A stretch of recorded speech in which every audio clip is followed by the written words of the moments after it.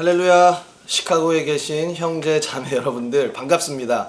하미나 전도사입니다. 오늘의 말씀은 사무엘상 17장에서 48절부터 51절까지의 말씀입니다. 사무엘상 17장 48절부터 51절입니다. 제가 읽겠습니다. 블레셋 사람이 일어나 다윗에게로 마주 가까이 올 때에 다윗이 블레셋 사람을 향하여 빨리 달리며 손을 주머니에 넣어 돌을 가지고 물매로 던져 블레셋 사람의 이마를 치매 돌이 그의 이마에 박히니 땅에 엎드러지니라. 다윗이 이같이 물매와 돌로 블레셋 사람을 이기고 그를 쳐 죽였으나 자기 손에는 칼이 없었더라. 다윗이 달려가서 블레셋 사람을 밟고 그의 칼을 그 칼집에서 빼내어 그 칼로 그를 죽이고 그의 머리를 베니 블레셋 사람들이 자기 용사의 죽음을 보고 도망하는지라. 오늘의 본문은 우리가 교회에 다녔다면 최소 한 번 이상은 들어봤을 내용입니다. 양치던 어린 소년인 다윗이 장군이었고 거인이었던 골리앗을 쓰러뜨리는 거죠. 여기서 우리가 주목해야 하는 부분은 다윗이 어떻게 골리앗을 쓰러뜨렸냐 하는 것입니다. 그 방식이 특이해서 그것을 한번 들으면 저희가 잊을 수가 없습니다. 다윗이 어떻게 골리앗을 쓰러뜨렸나요?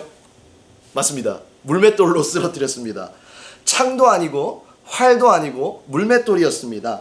다윗이 평생을 함께하고 연습하며 동물들로부터 맞이했을 위기의 순간에서 다윗을 반복해서 보호해 주었던 바로 물맷돌이었습니다. 이까지는 다 아는 내용이에요.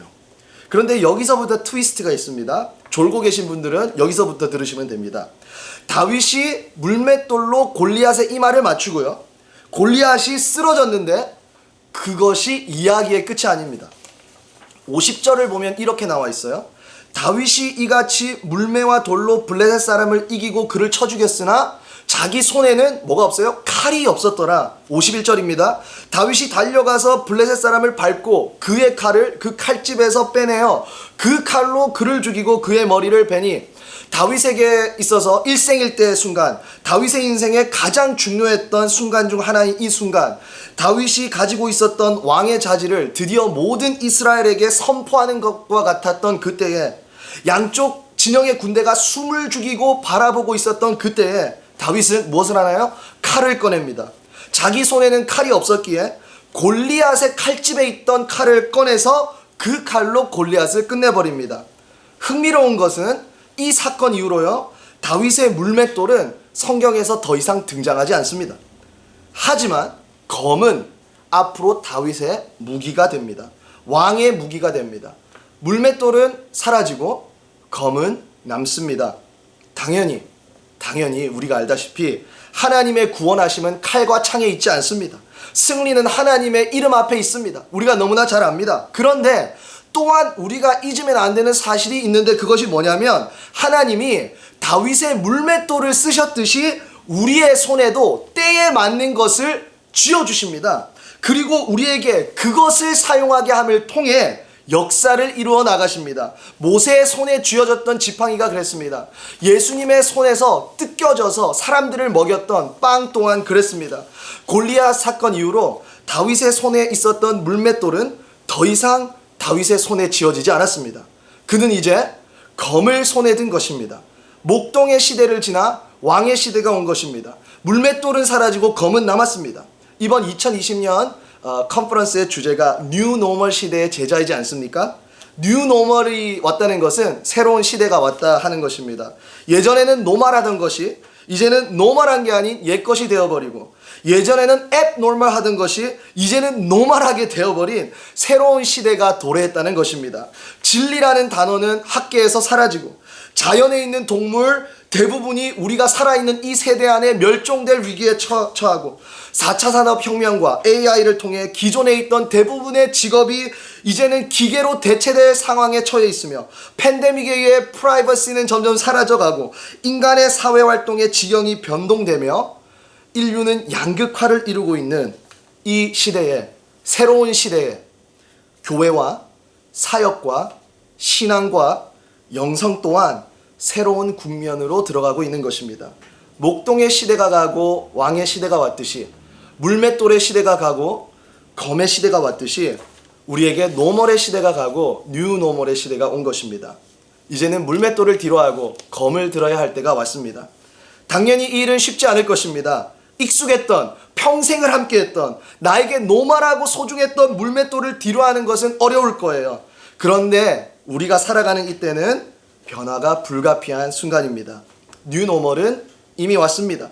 새로운 시대에 도태되어 사라질 것인가, 아니면 검을 빼어들어 남아 새로운 시대를 이끌어갈 것인가는 우리 선택의 몫입니다.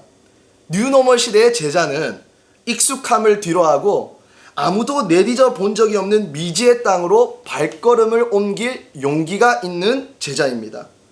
지금으로부터 2000년 전에 1517년에 독일에서 한 수도사는 물맷돌을 뒤로하고 검을 빼어들었습니다. 1000년이 넘게 쌓여왔던 전통, 그 누구도 왕도 도전할 수 없었던 그 거대한 집단의 아성에 신의 목소리를 대언한다고 하는 그 능력을 가지고 있던 카톨릭 교회에 개혁의 목소리를 내었습니다. 새로움을 선포하였습니다. 이대로는 안 된다고 외쳤습니다. 그 일은 목숨을 건 행동이었습니다. 자신의 직업을 내놓는 행동이었습니다. 그 누구도 가보지 않은 땅으로 향하는 용기가 필요한 행동이었습니다. 수백 년 동안 진행되어 오고 있던 전통, 그것들을 당연하면 안 된다고 외쳤던 것입니다. 노멀로 여겨졌던 것들이 사실 노멀하면 안 되는 것이다. 뉴 노멀의 시대가 오고 있다. 아니, 와야만 한다. 진짜 노멀은 사실 이것이다. 어떻게 보면 이 뉴 노멀의 시대는 개혁의 시대가 아닌가 생각해 봅니다. 익숙한 것들을 뒤로하고 용기의 걸음을 내딛어야 할 때, 그렇다면 이번 컨퍼런스 기간 동안, 그리고 제가 전하는 메시지가 아침 묵상이니까 오늘 아침 여러분들께 질문 시켜드리고 싶은 것은 이것이에요. 나의 물맷돌은 무엇인가? 나와 오랜 시간 동안 함께했고 익숙했던 물맷돌은 무엇인가?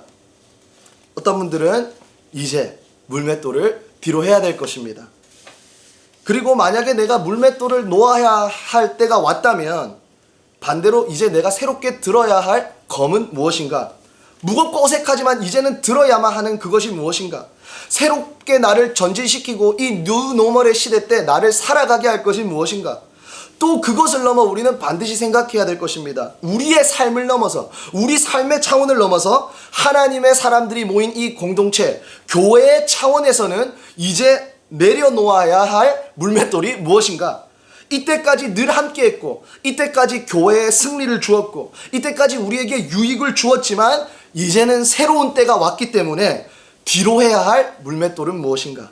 그리고 이제 교회가 새롭게 들어야 할 검은 무엇인가? 답이 저에게 있어서 여러분들께 오늘 답을 말씀드릴 수 있으면 얼마나 좋겠습니까? 그런데 정확한 답은 아직 없는 것 같습니다. 섣불리 답을 단정 지을 수 없을 것입니다. 그런데 확실한 한 가지는 새로운 시대는 이미 왔다는 것이고 용기의 걸음은 선택이 아닌 필수입니다.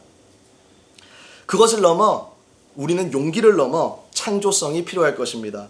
누구도 걸어본 적이 없던 길이기에, 누구도 해보지 않았던 것들을 꿈꾸고 누구도 생각한 적이 없는 것들을 생각하고 실행하게 될 용기의 창조성이 필요할 것입니다. 그 창조성은 유일한 창조주이신 하나님으로부터 올 것입니다.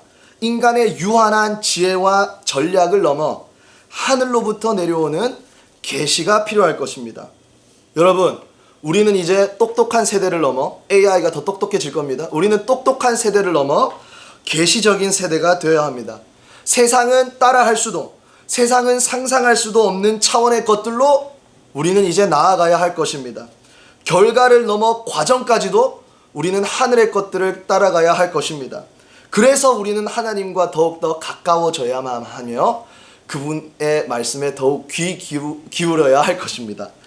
그 어느 때보다도 용기가 필요한 이때, 한 번도 가본 적이 없는 가나안 땅으로 들어가기 전 여호수아에게 주어졌던 여호수아 1장 9절의 말씀으로 여러분들 축복합니다. 내가 너에게 명령한 것이 아니냐? 강하고 담대하라. 두려워하지 말며 놀라지 말라. 네가 어디로 가든지 너의 하나님 여호와가 너와 함께 하느니라 하시니라. 그리고 또 어느 때보다도 창조성이 필요한 이때, 지혜가 필요한 이때 여러분들 에베소서 1장 17절의 말씀으로 축복합니다. 우리 주 예수 그리스도의 하나님이신 영광의 아버지께서 지혜와 계시의 영을 여러분에게 주셔서 하나님을 알게 하시고, 창조주이신 하나님, 영원을 넘어 이 땅에 오셔서 자신의 목숨을 내놓으신 용기의 하나님을 더욱 깊게 알게 되는 하루가 되기를 기도합니다. 그리고 여러분들 컨퍼런스가 끝나고 시간이 되시면 레드라인을 타시고 북쪽으로 쭉 올라가다 보면 아가일이라는 역이 있는데 거기 내리셔서 탱크4를 꼭 드셔보시기 바랍니다. 너무나 그립습니다. 여러분들이 부럽습니다. 다음에 기회가 되면 또 뵙겠습니다.